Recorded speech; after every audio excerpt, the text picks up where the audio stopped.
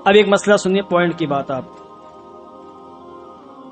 امام صاحب کی 1 رکعت یا 2 رکعت ہو گئی، اب کوئی شخص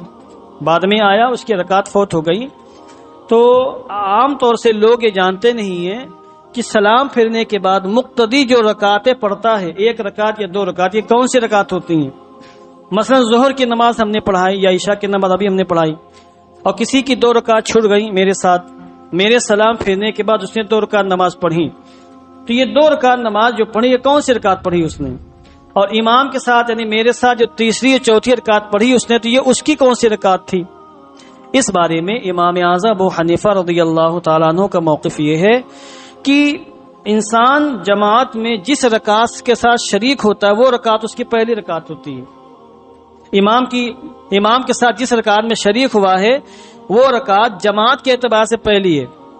مگر جو رکعت اس کی فوت ہوئی ہیں ان کی ادائیگی وہ بعد میں کرے گا۔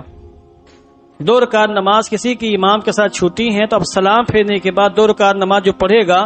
یہ اس کی وہ 2 رکعتیں جو پہلے اس کی چھوٹ چکی ہیں، بعد والی تو پڑھ لی امام صاحب کے ساتھ اس نے، اب جب پہلی والی رکعت ہے تو اس کو قرات کرنا بھی واجب ہوگا۔ اب جب وہ 2 رکعت نماز پڑھے گا، امام کے سلام پھیرنے کے بعد کھڑا ہوگا تو پھر وہ ثنا بھی پڑھے گا، تعوذ و تسمیہ پڑھے گا، سورہ فاتحہ کی تلاوت کرے گا، اور سورہ فاتحہ کے بعد ایک سورت کو اور ملائے گا۔ اگر کسی کی 2 رکعت نماز فوت ہوئی ہے اور کسی کی اگر 1 ہی رکعت نماز فوت ہوئی تو پھر 1 رکعت میں قرات کرے گا، وہ کسی کی 3 رکعت نماز فوت ہوئی ہیں تو 2 رکعت میں قرات کرے گا، 1 رکعت میں قرات نہیں کرے گا، اور کسی کی 4 رکعت چھوٹ گئی اور قاعدہ اخیرہ میں امام کو پایا تو پھر وہ جب کھڑا ہوگا تو 2 رکعتوں میں وہ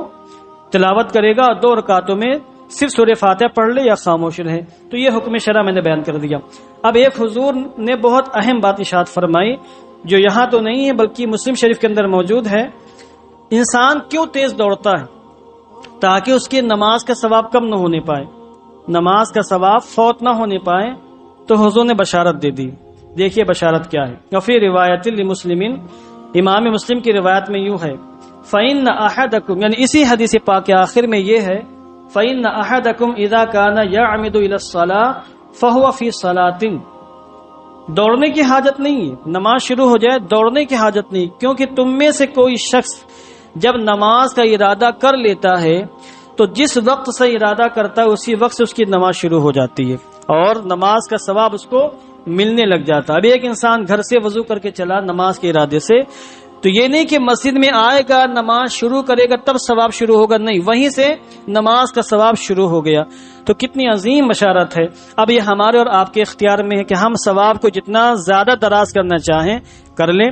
ہم چاہیں تو بالکل جماعت کے وقت مسجد میں آئیں اور 4 رکعت نماز پڑھنے میں جتنا ثواب ملتا ہے، جتنی دیر ہوتی ہے اتنی دیر تک نماز کا ثواب حاصل کریں، اور ہم چاہیں تو اذان کے فوراً بعد مسجد میں آ کر اپنے نماز کے ثواب کو 15 منٹ تک 20 منٹ تک دراز کر سکتے ہیں، بڑھا سکتے ہیں، یہ ہمارے اختیار میں ہے۔ تو یہ حدیث پاک مکمل ہو گئی، اس سے کئی مسائل معلوم ہوئے اور ان تمام مسائل کی ہم نے وضاحت کر دی۔ ایک لفظ اس میں آیا، اس کی میں تھوڑی سی تشریح کرنا چاہتا ہوں۔ یہاں دیکھیے وما فاتکم آیا ہے، جو نماز تم سے چھوٹ جائیں، اس کا لفظی ترجمہ ہوگا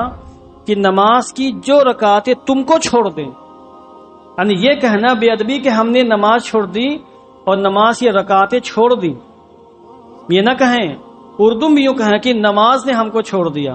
ہم تو نماز کو پکڑنا چاہتے تھے اور نماز کی رکعتیں حاصل کرنا چاہتے تھے، نماز کی رکعتوں نے ہم کو فوت کر دیا، یعنی ہم کو چھوڑ دیا۔ یہاں جو عربی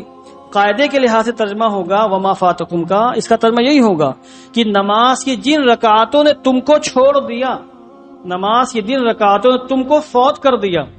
تو تم ان کو امام کے سلام پھیرنے کے بعد ادا کر لو۔ تو یہ ادب کا وہ تقاضا ہے، یہ ادب کی وہ چیز ہے جو حضور نے ہمیں سکھائی ہے، بول چال میں بھی ہم اس طرح کے ادب کا خیال کیا کریں۔ وآخر دعوانا ان الحمد للہ رب العالمین۔